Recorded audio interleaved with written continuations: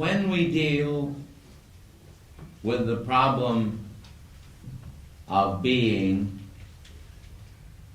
we should start to understand the duality of self. Man is a dual being, and I do not mean by that man is a spirit or a soul occupying a physical body, and refer to the physical body as a part of the dual being of man. The dual being of man in reality is not dual at all. It is only dual in manifestation and in human opinion. We have an opinion that man is dual, and I'm going to try to show you this reality. If a man faces the rising sun in the morning, and the light is shining directly upon his face, the light casts no shadow. If the man turns away from the light, he perceives the shadow, the long shadow of his human form. In a way, this is applicable to the whole concept of man's being. The duality is an illusion. In reality, there is only one being in the universe. There are not a multiplicity of beings. There is one being, one ocean, one consciousness. And all of us have, in a sense of the word, partaken of the cup of this ocean of consciousness. And we have a portion of this consciousness resident within ourselves. As though we were a cowboy or a cowgirl that was good with a rope, we sometimes think that we can lasso and capture this consciousness. But in reality, we will find that it is a mirage of illusion that disappears when we try to catch it. It's like chasing shadows. It's here and then it's gone. This can never be applied to God. Before the redwood trees, before the rocks, before our physical form, before our sense of separation, God was. And God the Spirit was the creator of the manifestation man. If we want to be overcomers in all that we do, we must rid ourselves of this magnificent or stupid illusion, whichever you want to call it, of the fact that we are separate.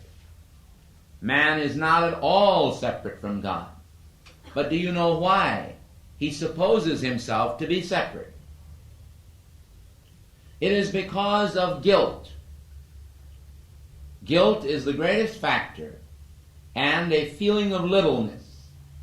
Man does not feel big enough to become one with God. He thinks God is too big for him.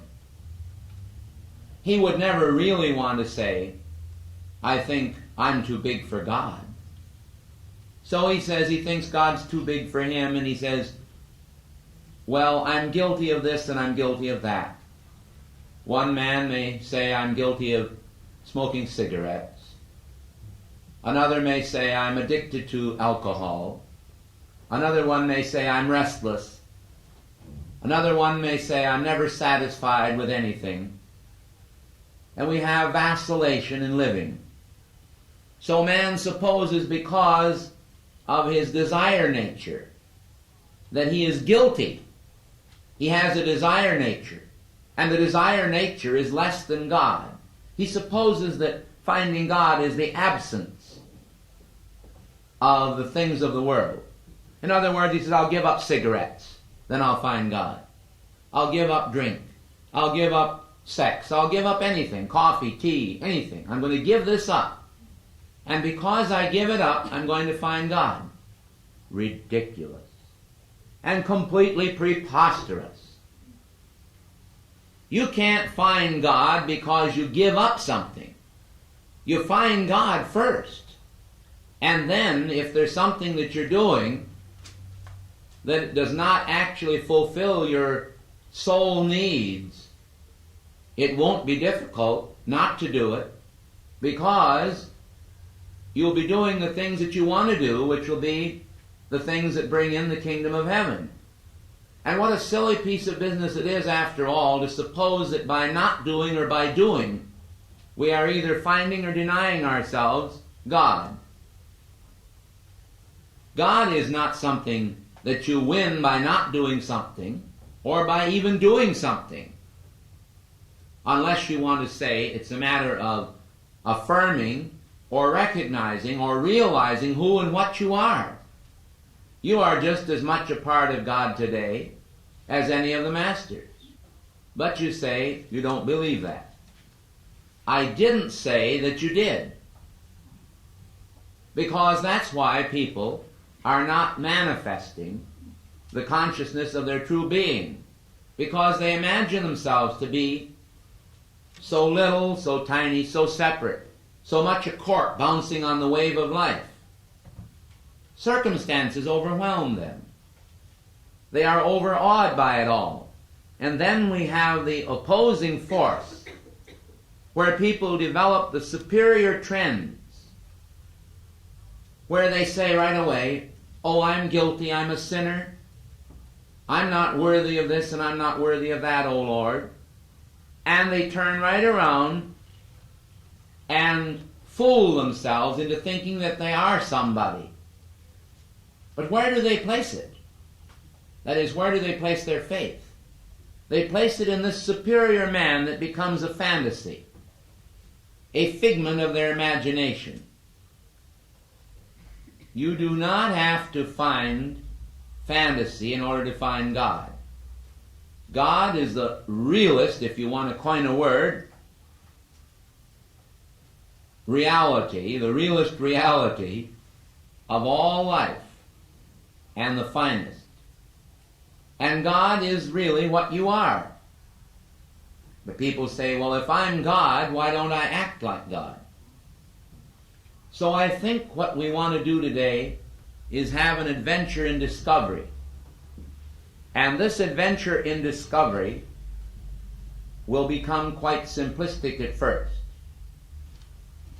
Most of us are aware of the fact of geometry.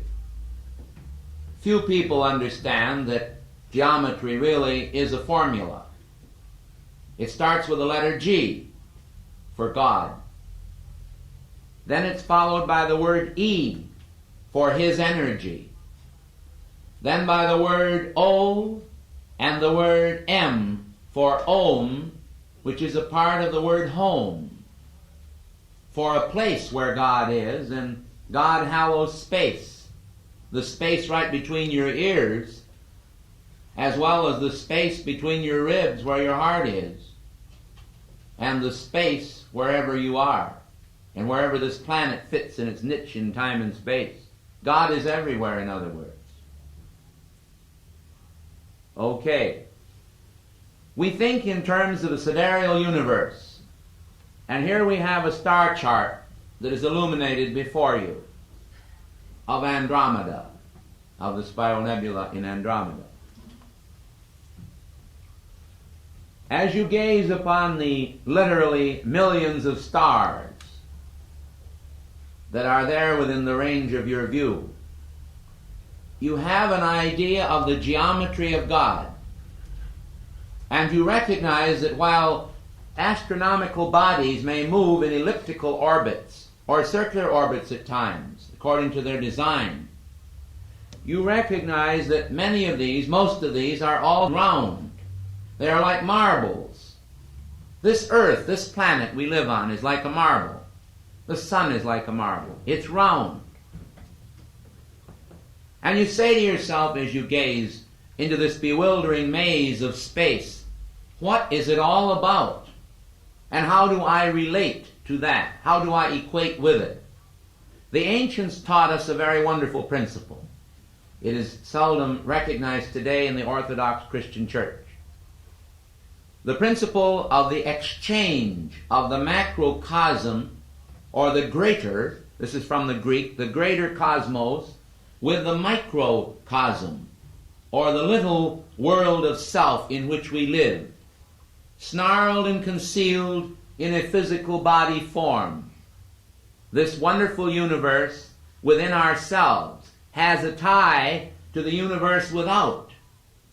And because of that tie, we are able, through the media of the five senses and the inner senses, to be a part of awareness of the universe. In other words, to hold or to have awareness of the universe without, because the universe already exists within ourselves. But how does the universe exist within ourselves? By the compression of consciousness. You know the old saying, I've said it before. How many angels can dance on the head of a pin? The answer is an infinite number, because angels do not displace time nor space. We are a bit inclined in this time-space continuum to think of ourselves as displacing time and space.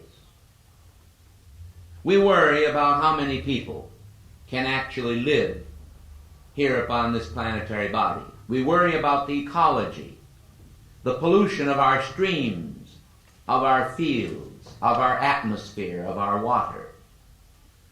But what we are concerned with today, as the masters have told us, is the pollutants of vile thought, bad opinions we hold of our fellow men, criticisms, condemnation, and judgment, when in reality we should open the windows wide, the windows of consciousness, and try to understand that every time we criticize anyone, anywhere, we are criticizing not only ourselves, but God.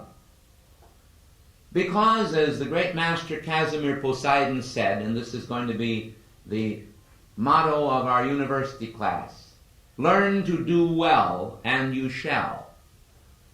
It is a matter of learning because of relaxation. So many people are tense. They are tense today like coiled up springs, because they do not understand in a relaxed, childlike manner the universe in which they live. They have tensions and frustrations because they do not understand who they are and what they are. We want to roll up the curtain today for you and help to reveal the mysteries of your own being. We want to establish and show this relationship between you and the cosmos, between you and God. So when I say that the ocean of God bliss is broken up into little droplets, is atomized, I would like to take the Sanskrit word, the Atma, and I would like to have you recognize that the word Atma, when followed by miser or measure, what it actually is a measure of the droplets of the substance of the water that we're going to distribute now. In other words, you take liquid and you put it in an atomizer, and you squeeze the bulb and the air pressure ejects through the nozzle a stream of droplets. You have atomized the water. Well, God atomized the soul, and He created the first atom of being, the first atom of substance, the first atom of manifestation. From the first photon of light, He created the intricate web of the universe, the substance with which all of us are from time to time engaged. But what about the substance of thought, of feeling, and of being? How about you? Are you just protoplasm? Are you just matter? Are you just substance? Are you an amoeba that swims around in this sea of existence and, like a little conqueror worm, nibbles away at this and that leaf, and then eventually your cycle comes to an end, you die, and you are buried and forgotten, and the words are put over you, here lies John or Mary Brown, they did so and so. We are not concerned with what you did, what you do. We are concerned with who you are. And who you are, once it is realized, identifies with immortal life. You have to go back, and this is important, what I am about to tell you. This is the difference between your living forever and your death.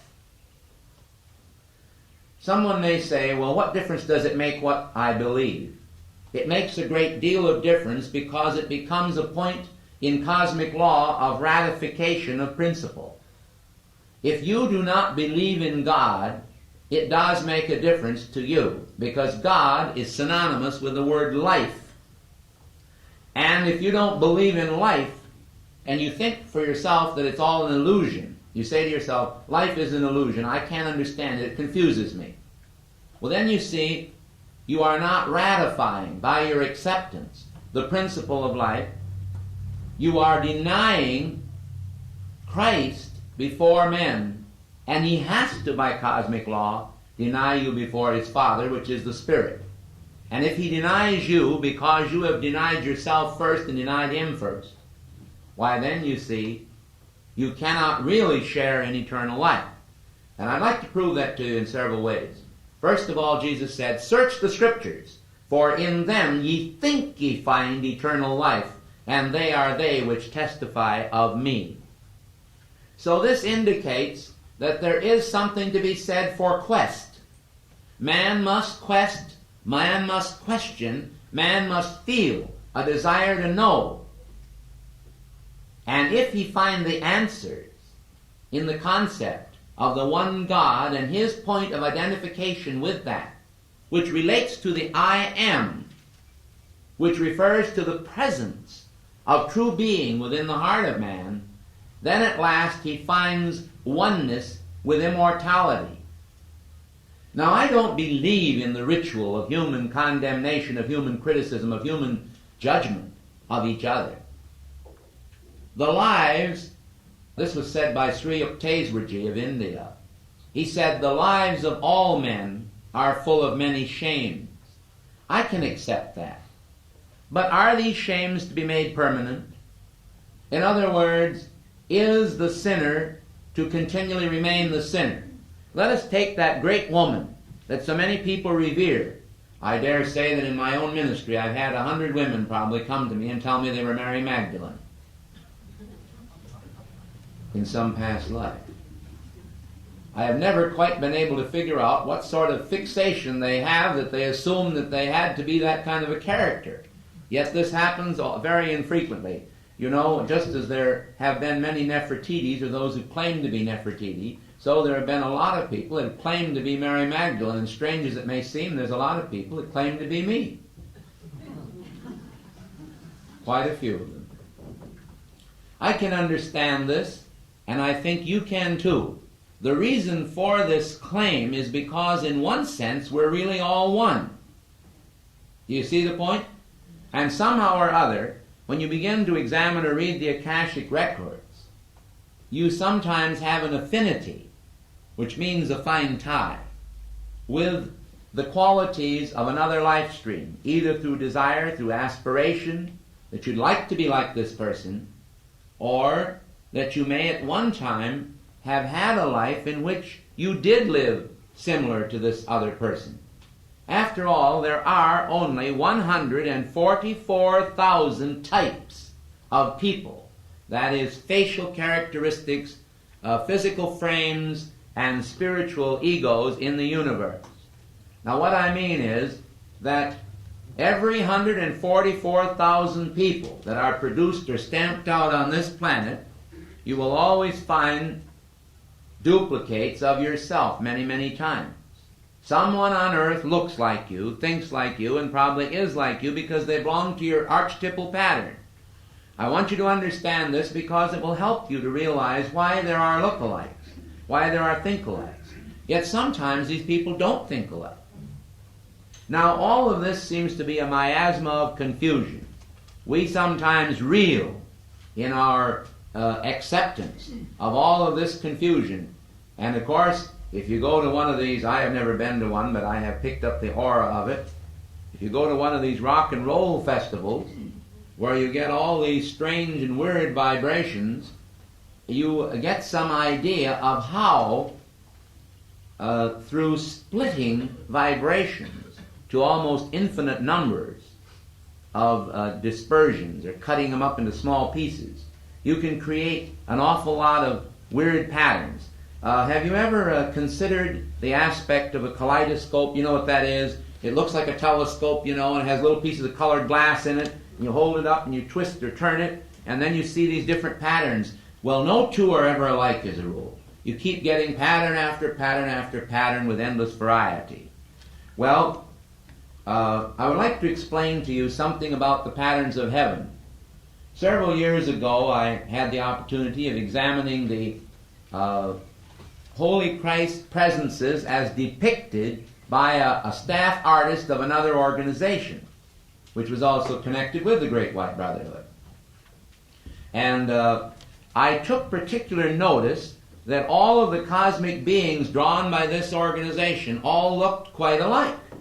In fact, I could hardly distinguish them. The only way I could distinguish them was by reading what was underneath that said, this is so-and-so. And you probably heard little jokes about this where someone puts a sign on a doorknob and says, a doorknob. Well, it's this sort of thing. Well, I just couldn't quite figure it all out. But now that, by God's grace, I have come a few steps further on the path, I have come to recognize that in reality, if you have the image of God, how are you going to actually produce a different creation from a consciousness standpoint? If you have God, and you could solidify Him within 4 square walls, why, God would be the same all the way through, wouldn't He? And if you're going to take another person and create that person in His image, this other person is going to have the same 4 walls and be the same substance all the way through. Now, I'm trying to bring God into our dimension just so you can get the idea. So, if you're dealing with perfection, and you came to the state of an angel in heaven, and your own angel was in heaven, and you looked at that angel, it wouldn't look any different than somebody else's angel. You see the point? It would just be a magnificent focus of light. Well, down here, just because physically speaking we have different manifestations of our physical body, we all have eyes and nose and a mouth, and we look pretty much alike, except that we're of different sizes, Some are taller and some are shorter, some are fatter and some are thinner. But other than that, people are people. And it's true. And if you stop and think about it, this outer self is often identified wrongly with the inner self. So the inner self actually resembles perfection. Do you follow my point now? In other words, you're dealing with a perfect pattern and a perfect manifestation. Why expect that perfection is going to be different? It's just plain perfect. Like Mary Poppins. She was practically perfect. Well, God is not practically perfect. He's perfect. So now you come along and you have the pattern of perfection. But human beings have free will. And what does that free will do to consciousness? Well, I would like to try to use a slide, a colored slide. And let's say that the colored slide represents consciousness. So we'll make consciousness perfect. And we'll have it painted on our slide, this perfect consciousness. And every time you show it on the screen, it'll be the same for everybody. Now you come to the point where individual free will is exercised. And we begin changing or warping or twisting or thwarting the pure and perfect consciousness, and we put a different pattern on every single slide. Now we put it in our projector and we start showing it on the screen of manifestation. Well, what happens? Every single slide is different. Therefore, every single slide will show differently on the screen. Entirely and purely because of free will and for no other reason. Well, whose free will? Ours. Now, why did God give us that? Why did God give us free will in the first place? I want to show you. Every luminous orb that is inhabited in the entire solar system, every luminous orb that is inhabited in the universe, is the fulfillment of Jesus' words, "In my Father's house are many mansions. If it were not so, I would have told you. I go to prepare a place for you, that where I am, there ye may be also." Now we're dealing with consciousness, which is ubiquitous. It's everywhere. So it must be on other planets too, must it not? Is consciousness just down here? Is consciousness different? Scientists have speculated for years and said, well, maybe some creature with the green eyes was going to descend from Mars, and they look like some weird bug. Orson Welles, a few years ago, drove several people to suicide, and heaven only knows what else happened that night when he went on our then antiquated and poorly developed radio system of that time to bring forth his program, The War of the Worlds. And so people are very superstitious. Just the other day, one of our own men here would not walk under the ladder I was walking under. And I said, why are you not walking under that ladder? I said, you're very superstitious. And he said, whoops. You see what I mean? You didn't get that one. I was trying to convey that something happened to me because I walked under it, but it didn't, you see. But the idea is that this gentleman was very superstitious. But he's a nice person. Superstition is a very difficult and ingrained element of man's nature and of his life. Superstition is so terrifying because it'll say, don't walk under ladders, and watch out for nuns if they come walking down the street, don't let their shadow pass you. You know, all kinds of things, you know. I remember one time when we were on a ship in Sweden, we were crossing the water there, a couple of nuns got on board, and someone said to me, they said, oh, that's very, very bad luck to have those nuns on board. Well, the sailors accept it to the point where they don't even want to sail a ship. In a lot of cases, they don't want to sail it with nuns aboard, and the same is held true of priests and lots of religious people. It's an old superstition, and there are millions of them probably. Fears and phobias that react subconsciously on people. Well, I say today, we have to learn to be untethered. Just get the idea that you can float free right where you are. Just rise up out of that chair and say to yourself, I'm a spirit.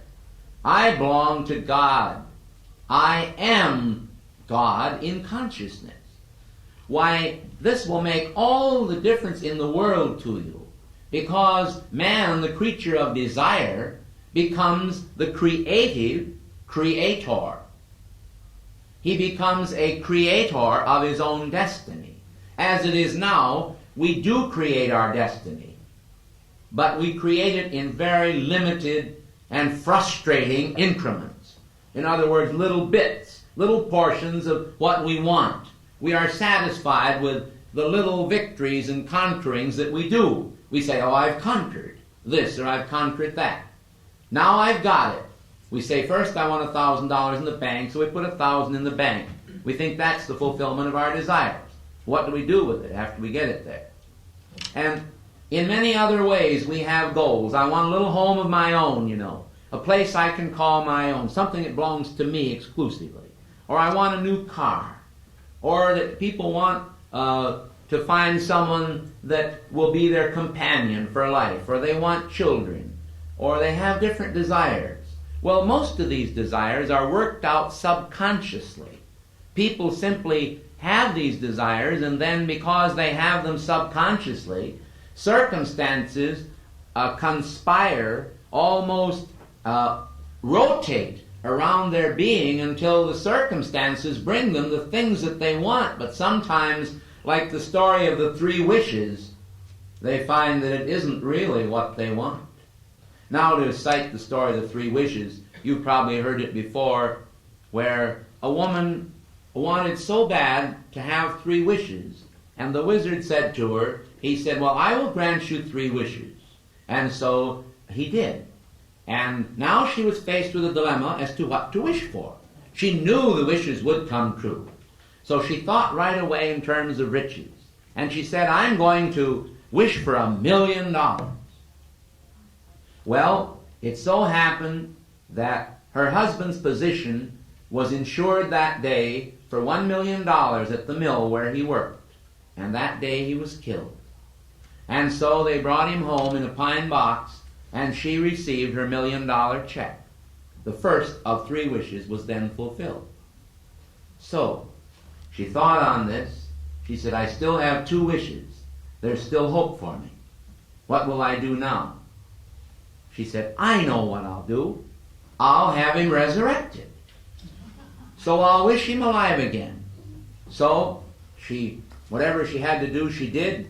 And sure enough, the man rose from the dead, disturbed the graveyard, and come tromping on his way into town. And she heard his feet coming on the porch. That old familiar step. And before she could open the door, she real quick like wished him dead again. The 3rd wish was gone.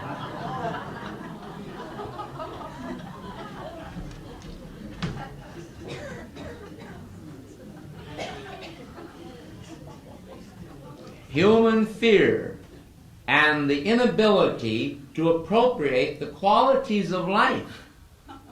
Because people don't understand that God doesn't limit us to 3 wishes, and He doesn't limit us at all in any way, and we don't have to be superstitious. We should be free from it. Instead of that, we should realize who we are. We should unravel the mystery of our being.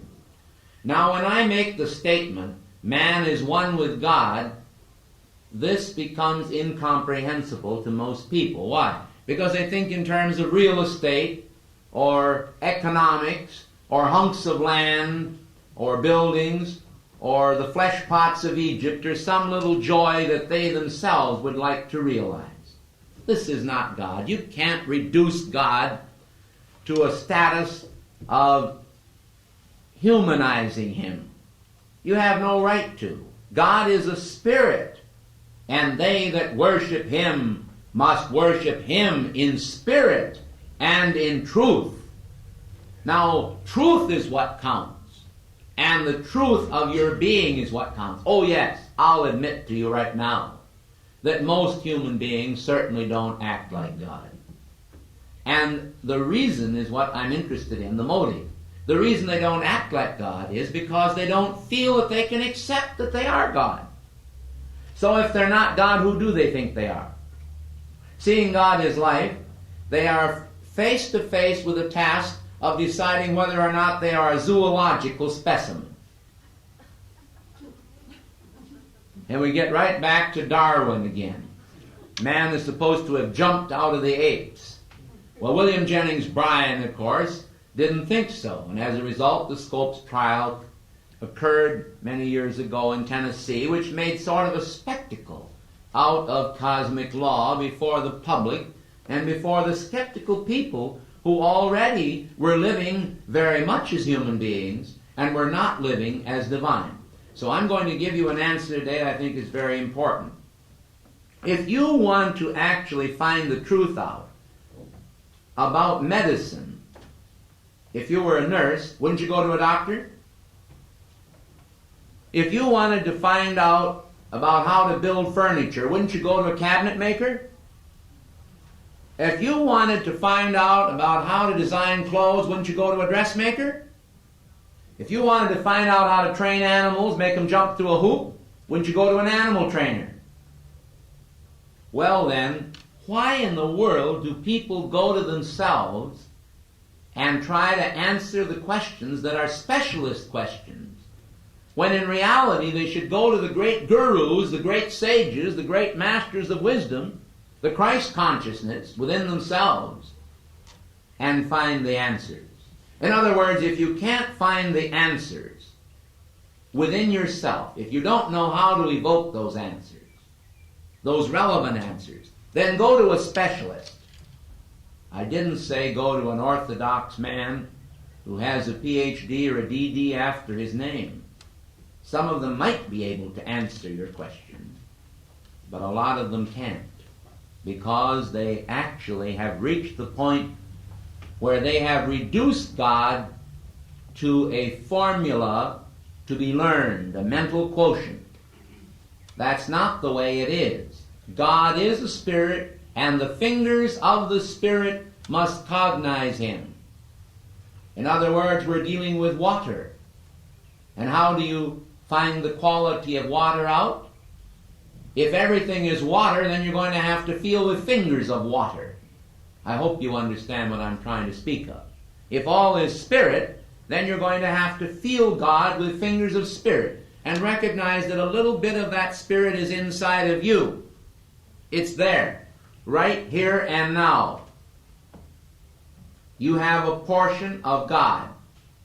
Well, let's look at that portion of God through the microscope of consciousness and see just what it really is. People think it's a dual being.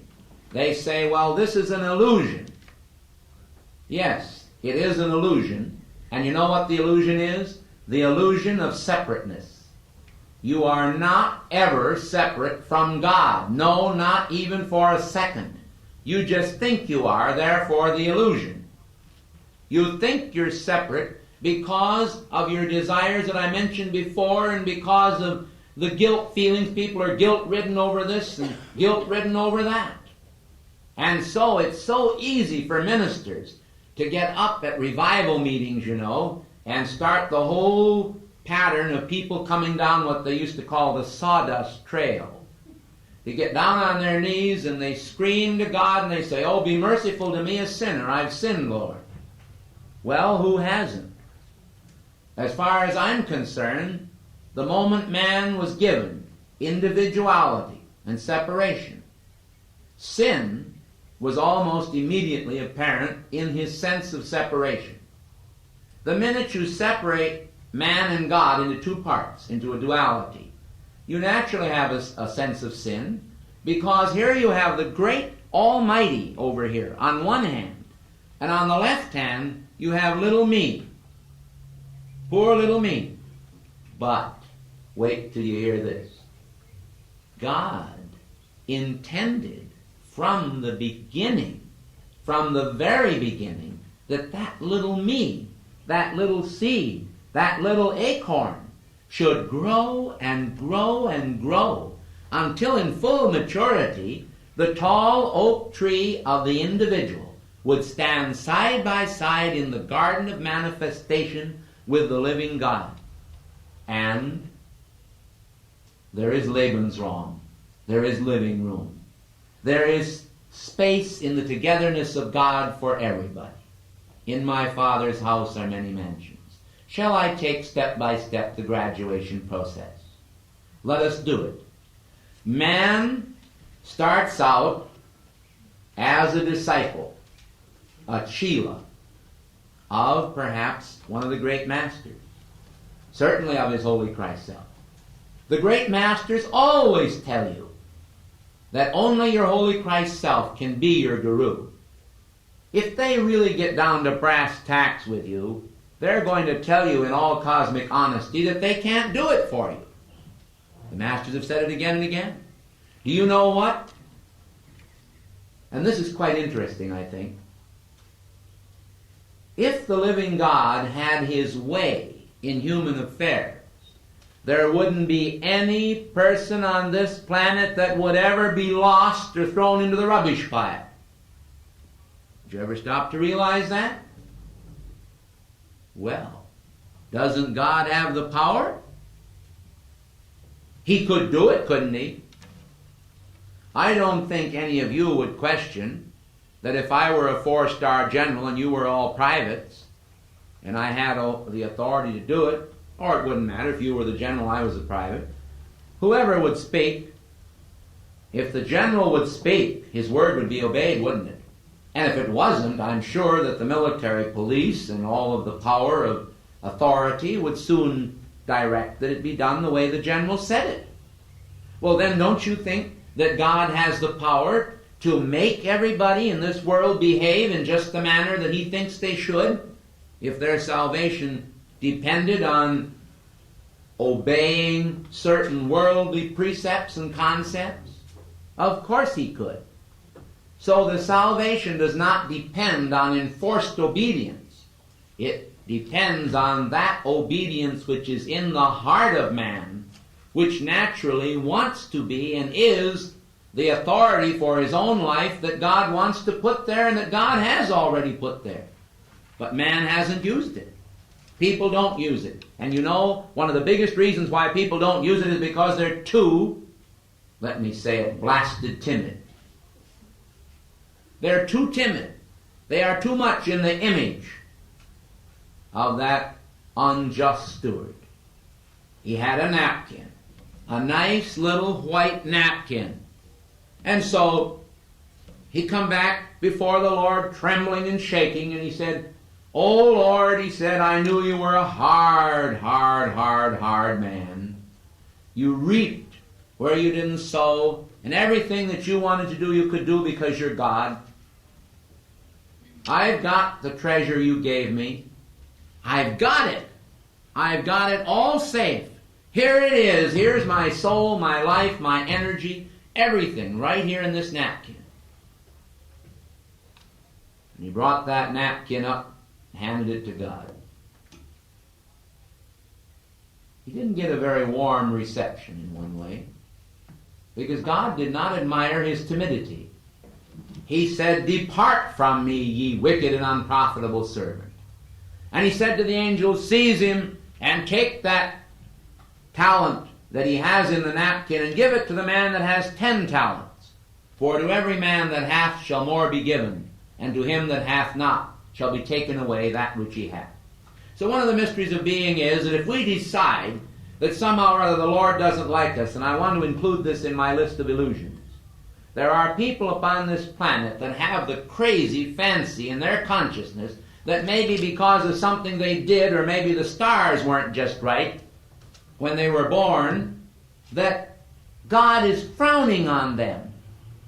This is ridiculous. God isn't frowning on any of his children. While these influences may exist, I do not deny the influences. Man can outwit them. Man can override them through the I am presence, through the consciousness of the Christ. He can rise above all outer conditions. If now, and this is the big if he thinks in his heart that he truly is one with God. Now, what is it that's going to become, if man is already God, what is it then, if man's already God, that creates the differences between us? Why do you have a guru sitting in a cave in some Himalayan fastness? Or why do you have a Christ that is already acknowledgedly ascended into heaven? Or why do you have a Saint Germain that after he ascended into heaven could come down and mingle at the court of Louis XIV and others? Even the 16th, I believe, he mingled with. Why do you have this Saint Germain coming down, and yet you do not have these conditions occurring among what we will now term the ordinary people? I explained yesterday in my lecture on the rider on the white horse this situation to a degree. But I would like to say today that there is a difference between people. This is exactly what I'm trying to do, is show you the difference. There is no difference in the soul. Soul-wise and potential-wise, every human being is created equal. When Abraham Lincoln said, "All men are created equal," he referred to that equality of soul and that equality of opportunity synonymously. They are one. Every human being has a quality of soul. Every human being has an equal potential with God. I'm not going to suddenly salute you all and say, "Hello, peons," because I'm not of the opinion that even if I had attained all mysteries and all knowledge and all wisdom so that I could move mountains, that the charity of the smallest child could not be greater than my own if I trusted in just my own outer consciousness. But we are talking about the greatest equalizer of all, not a gun, but the soul of God in which we all share the ocean of truth, into which we all drink our cupful. But Khalil Gibran pointed it out most magnificently when he said, speaking of the living God, he called God it. He says, it is a flame spirit gathering more of itself. When we understand this ocean, and we think of the ocean in the terms of now we start with a drop, then it will be a thimble, then it will be a teacup full, then it will be a barrel, and after a while we're going to really have the living God, because we're going to identify with all of Him. Now, I'm doing this spatially for you. I'm referring to a drop of water, a thimble, a teacup, and a barrel, and then the whole world, and so on, the whole universe. But I'm only doing it spatially because we have to establish spatial-time relationships in order for you and I to understand each other. Isn't it true? Otherwise, we may not understand each other. How are you going to deal with infinity? It's like the angels dancing on the head of a pin. You have to have something to relate to. So we use these homiles. Jesus used them. I suppose maybe that our parables may have become a bit more sophisticated than Jesus used. And this is in fulfillment of His statement. He said, "You shall do greater things." Now, I don't say that they're greater. I'm just saying that we can very easily say to ourselves, we're a little more sophisticated today. Well, they didn't have automobiles and airplanes and atom bombs and trips to the moon in those days. And so we have probably refined our attitudes and our sciences a great deal more. But one thing that I would like to point out to you this afternoon that involves itself very much with all of this is the principle of band spread. Now, when I say the principle of band spread, some of the radio people or electronic people in the audience will right away say, "I understand that." But the rest of you won't. So let me explain it this way, by saying that you have a radio dial which represents the spectrum, or the measurement of the frequencies from 0 to, shall we say, 100 on the dial. Now we have divided it into 100 portions. Now we will take one portion of our 100 portions, and we decide we're going to create a vernier or some sort of a dial, and maybe we're going to break this down into 10 portions. So we make the number 1 10. In other words, we have 10 lines drawn on our dial. We have split the 1 into 10. Well, I can truthfully and honestly tell you, we can take one of the 10 and split it into 10 more, or 100 more. And you can keep on cutting the pieces of pie. And the same applies to worlds without end. Mankind does not quite understand the distances to be found in interstellar space. He does not understand the distances in consciousness. He does not understand how, for example, one of us can sit here in the United States of America, as we are doing, and be aware of what's going on in China, or perhaps on the moon or anywhere else. I can honestly say to you that I have had this experience many times of being aware of what's going on in other parts of the world without television, without radio, without any outer form of communication. I have definitely known in advance an earthquake would occur perhaps somewhere on the planet, and I would be aware of it. Not always, because there are times when you are preoccupied, and perhaps heaven is mercifully deleting from your consciousness awareness of some of these things. Otherwise, you see, with all the screaming sirens in all the big cities every time a tragedy happens, well, you'd be kind of uncomfortable. You'd hear them all screaming, wouldn't you? So you see, my old statement that I've made to some of you so many times, thank God that you do not hear the footsteps of a fly, applies today to the principle of limitations. We should be very glad that we have what we will call the bounds of limitations, the bounds of habitation, whereby we live within a framework of sentient reality. In other words, understandable reality that we can feel. We can feel the dimensions of a room. We can feel the dimensions of a thimble. And our eyes tell us, yes, you can put your finger in that thimble, that will fit. Some people get so keen that they can even reach outside the range of the physical senses, and they find themselves able to do phenomenal things. Sometimes my staff are very annoyed because I have been known to go up to a pile of thousands of letters and pull out the one with a mistake on it. But this is an easy, very easy thing to do when you understand how it's done. You know, it's done with mirrors.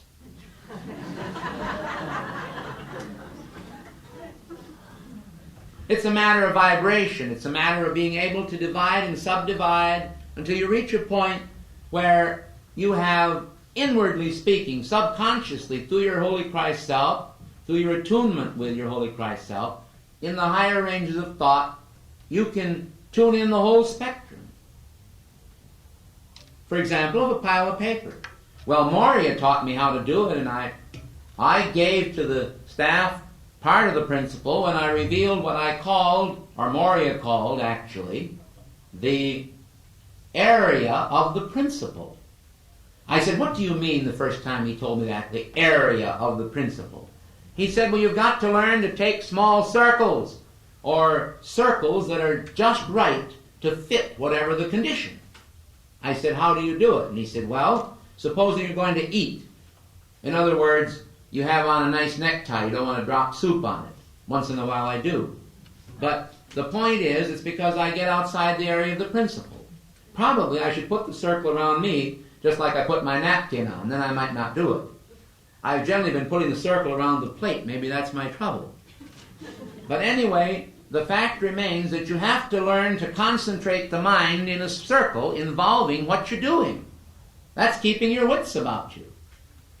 Now, a lot of people don't realize that the transference of a man from this planet to become a god of another solar system or of a universe in this vast network of cosmos is to learn to be faithful in small things, and then, quoth the Lord, I will make you ruler over many things.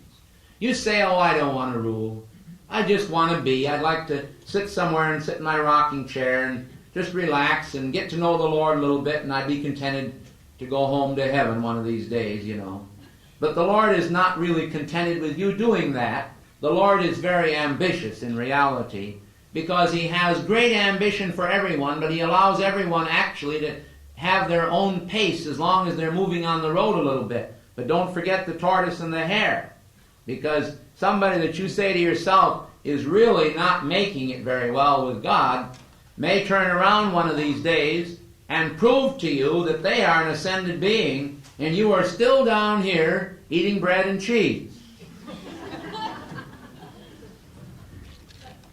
So don't worry in this matter of the tortoise and the hare.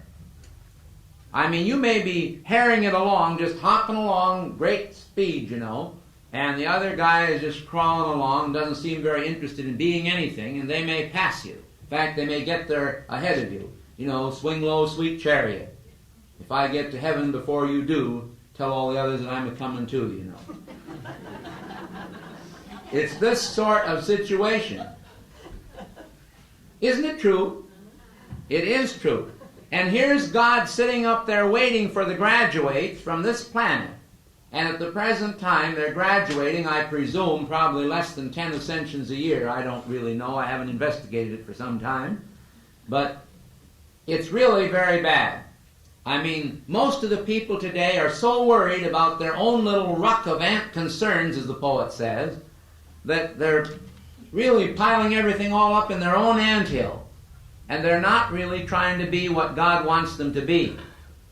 So I want to try to get across to you as a finale for my lecture the concept of the soul. Yes, the soul is maybe a drop of water in you at a time, or an electric spark, or call it what you want to. It's a vital potential. Do you know what a vital potential is? It's a potential of the Spirit of God that is to be found in you. That's there. The question of what you're doing with it, whether it's staying that small, you know, like a pinhead, or whether it's actually becoming buoyant and reaching out for more and trying to take what God has already promised it, is the question. A lot of people are more worried about how they look physically. Why, some man that I heard of recently, some hillbilly, he developed a beauty cream, and now he's got a $2 or $4 million jet to fly around in for a while. And I saw a picture of him in a national magazine, and he had a little colored boy alongside of him, and he pointed to the shack in which the colored boy was living. And he said, "Son," he said, "I came from that little sharecropper's shack," and he said, "Look at me now. There's great opportunity here in America for you." You see the point? How people think that progress is material? He thinks because he has a few $1,000,000 and because he came out of that little shack that he's got everything made. That doesn't mean a thing, whether he's rich or poor, whether he's wise or foolish, because he is a living soul, that man. But only if he takes advantage of life here on this earth to understand why he is here, and then to bring the principle of immortality into greatness, is he going to amount to anything. You know what I like about this? Abraham Lincoln said, "The Lord must have loved the common people, he made so many of them." Well, I'd like to paraphrase that and say, the Lord must have loved people, he made so many of them. And I think it's just wonderful if you really understand it, that every person is a person of worth. What we have to do and have to learn to do is to develop in people a sense of worth. Everything and everybody in this world is basically in the system revolving around the concept of breaking down people and showing the littleness of people, the animalism of people. Why, this is wrong. Man is a noble and divine creation, stamped with a divine image. That's what I'm trying to show you as a part of the mystery of your being. And this is so exciting that I could actually scream just at the idea. It's just literally wonderful when you stop and think about what it is. Man, the manifestation of God. And this is what a master is all about. This is what a master is all about. All these masters are people who took their divine responsibility seriously. They weren't worried about their fellow men, although if you read the theosophical letters that Maury and Cthulhu published, and by the way, I've stood right on the spot where Maury appeared to Colonel Ledbetter, and if you take these letters seriously, I think Dr. Isaac has a copy of those, he let me read one day, the letters that Cthulhu and Maury both wrote to Madame Blavatsky. And I read these letters with great interest because it rather showed that these adepts, then embodied in physical form, had a tremendous consciousness, far greater than people ever imagined. People look at a hunk of skin and somebody inside of it and they say to themselves, well, they're nothing. Well, that is part of the belittlement of life. And I am convinced of the statement that somebody said they had contact with the devil one time and he had a toolkit. And so they looked the toolkit over and they recognized all the tools, like in the screw tape letters. But then they found one little long wedge-like tool and they asked him, what in the world is that for? And he says, that is my best tool. He said, I convince more people with that tool than any other. And the man said, well, what's the name of that tool? And he said, discouragement. And I dare say today that one of the biggest factors in the belittlement of people is discouraging them from ever making it. They say to themselves, well, I'm not important. Nobody thinks I'm important. Well, half the world, I won't say half the world, most of the world today are spending their time right and left trying to show everybody else how important they are. When in reality, everybody's important. But of course, people don't like this idea from a human level because they say, well, I'm important, you say, and my neighbor's important. That makes us all equal. And they don't really want equality. Let's not kid ourselves. What the world, what the ego, what the personal consciousness wants is differences. They accentuate this difference. And that's why I started out to tell you a little bit about perfection a while ago, because I was going to bring in later on, as I'm going to do now, the idea of imperfection. You see, you probably wonder about the discordant art forms that you see in the world today. You see some forms that you look at them and they just simply make your teeth curl. You know what I mean? And you get weird and funny feelings in your solar plexus. And some people enjoy this because they vibrate with it. But if they knew, they wouldn't enjoy it for 10 seconds. I remember when I stood in the Guggenheim Museum in New York and gazed at some of the works of Kandinsky, I had an opportunity then of feeling that impression. However, Kandinsky was not nearly as bad as Van Gogh, because Van Gogh, he had an insane vibration that was conveyed in his paintings, and of course he committed suicide, as you know. So the point is, you have to understand that man has the ability to stamp in artworks, in sculpture, in statue, in stone, and even in the physical environment of the building or house in which he lives, the qualities that are discordant in his world. And you come along. How many times have a husband and a wife foolishly gotten into a senseless argument? And sometimes it's almost bordered on downright savagery. And then along comes a sweet little innocent person, comes to visit and to call on these people, and they come in the house and they sit down in the easy chair, and somehow it doesn't seem so easy. You just have that uneasy feeling that all is not right, and you say, I've got to get out of here. I'm not comfortable. I'm not happy in this place. Okay. You are experiencing the stamp of human oppression that other people have put on the very walls of their environment. And you come in there and it's still residual. It'll be there 100 years later. But because of the decay rate factor, the impression will fade, just as an old painting fades from the light of the sun. You know what I'm talking about. Just the way people grow older, because their consciousness is continually possessed with the idea, not of buoyant youth, not of God, not of vibrancy, not of vitality, but of the idea that I'm getting older now. How many men have I talked to, how many women have I talked to in this country who are all of 50 or 55 years of age, or 60 or 65, and they say, well, I'm getting ready to retire now, and maybe they're getting ready for a heart attack, or maybe they're getting ready for a funeral, their own, simply because they decide that now that chronologically they have reached this or that age, that they may no longer be useful. How absolutely senseless. We have a woman here who's assisting us on our staff here. I don't know what her age is. I presume from something she told me that she may be close to 80. I don't know, maybe over it. But she gets out around the yard here, and you know something? I believe that there is associated with vigor and health this movement.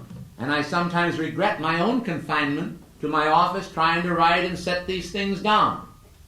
But I manage to find time occasionally to do a little physical exercise and keep in shape. But I think this is important, and I think we've got to not only keep our physical bodies in shape as a part of the natural program of unfolding our cosmic identity, but we've got to keep our minds and our spirits in shape. This is one of the worst things I've ever seen. People don't even belong to their bodies belong to them. But you would think they belong to their bodies. You know why? Because they don't identify with the soul and with the spirit and with their immortality nearly as much as they do with their physical self. I'm hungry. That's the important thing. Let us eat, drink, and be merry, for tomorrow we die. What a superficial argument we have concocted or allowed to have concocted for us. So, in this world today, as part of the mysteries of being, we must recognize the belittling element that is woven like a web around us by Life magazine, by Look magazine, by our moving pictures, by our television, and by all of the things that tell us about the girls of 13 who had a baby. Isn't this beautiful? I mean, all we hear about are the base elements of life.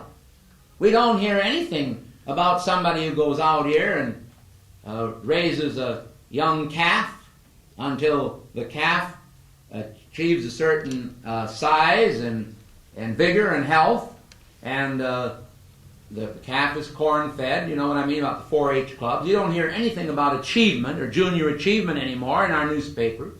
All you hear in life everywhere is belittlement, belittlement, belittlement, and we're going to solve it all by taking some kind of a pill or some kind of a drug.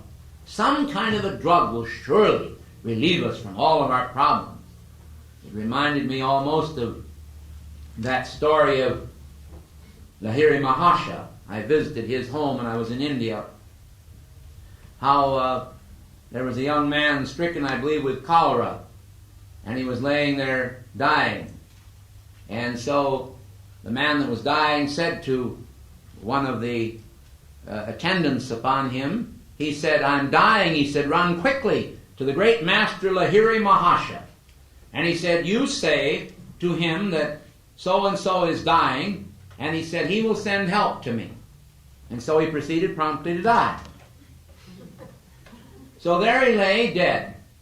And the disciple, or the attendant rather, ran over to Lahiri Mahasha and he says, "So-and-so is dying," and now he died. And so Lahiri said, well, he said, "Let's take a little bottle of oil," and he said, "You go over there and sprinkle 7 drops on his tongue." And he said, "Surely," he says, "the power of this oil will foil the power of Yama." Yama being death. So the man goes over with fear and trembling. He sprinkles 1 drop of oil, and then a 2nd drop, a 3rd, a 4th, and a 5th, and nothing happened. With any of the sprinkling of the drops, it reminded me of the man dipping in the river 7 times. And the 7th time, the drop came down. Suddenly his tongue began to vibrate, and his body began to shake, and he sat up perfectly well, restored from the dead. And then he said, "As you dropped this oil on my tongue," he said, "I beheld a vision of the Master appearing to me in a great ball of light. And suddenly I was restored to life." So we should understand the greatness and potential that is in some of these great adepts and masters is also within the realm of your own doing if you will recognize it. And I'm not criticizing you for 1 minute when I say you don't. I'm just saying that I know people don't. I'm not applying it specifically to anybody. I just know it happens on the planet. So what I want to do then in conclusion is try to show you that we do not have many souls. We have one soul in the universe, and all of us have a piece of that soul, but this soul can expand. And we can all have the same garment of light, the same soul, simultaneously without hurting each other. That's why it looked so foolish to Jesus when the mother of the Zebedee boys came up and said, "I'd like to have my son James and John sit on each side of you in heaven." And he said, "Well, I'll tell you." He said, "This is not mine to give, but it's reserved for those that are prepared for it from my Father." So you see, he didn't grant that request. And this is the way people have the idea, that they're concerned with place. Well, everybody can have the same place. There's room for all in consciousness. In the castles of consciousness, in the castles of reality, there's a home, a place for everybody. And when they understand that, they will say, "How can it be done?"